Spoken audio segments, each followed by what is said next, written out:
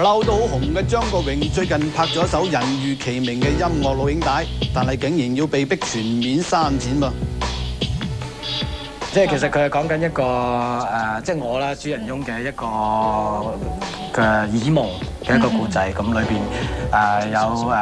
我嘅特別嘅嘉賓啊，莫文蔚同埋阿 Jimmy 咁。其實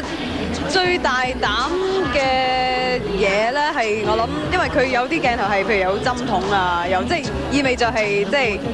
譬如吸毒啊咁樣嘅嘢嘅。驚唔驚影響形象啊？我覺得其實張國榮冇形象嘅。張國榮只不過係拍戲嘅時候，即係譬如話，我亦都叫做1級片我又拍過，3級片我已經拍咗啦嚇。咁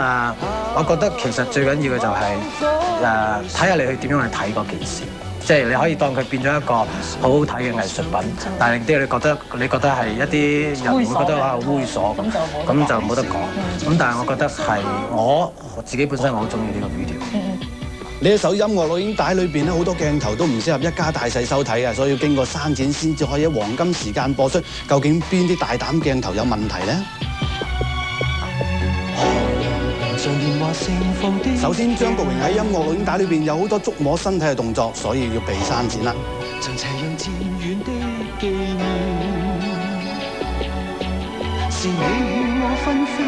咁雖然全首音樂錄影帶都係黑白製作，但係有鮮紅色嘅液體流出，可能令觀眾意識到血同暴力，所以又要被刪剪。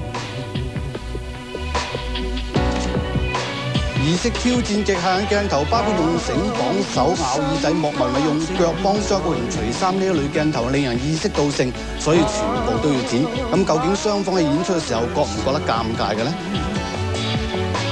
唔會啊，因為哥哥嚟㗎嘛，呢個係唔會，因為大家都係即係為件事做得靚、做得完美，咁大家係專業嘅，所以唔會話覺得尷尬或者點樣。呢一首音樂錄影帶有咁多鏡頭都唔可以喺黃金時間播出，咁其實點解要咁拍呢？係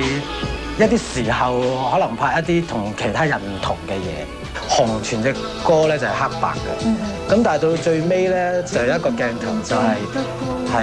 有一個地方即係有一個 shot 就變咗紅色嘅，咁但係之後咧就係我另外一隻歌就叫偷情，咁偷情呢隻歌咧就由嗰個 shot 即係紅嘅 end shot 變咗係嗰隻歌嘅 opening shot，然後變咗全個偷情嘅嗰段咧就變咗係好斑斕嘅彩色，咁所以即係其實係一個 sequel 嚟嘅，即係一個連住落嘅一個古仔嚟嘅。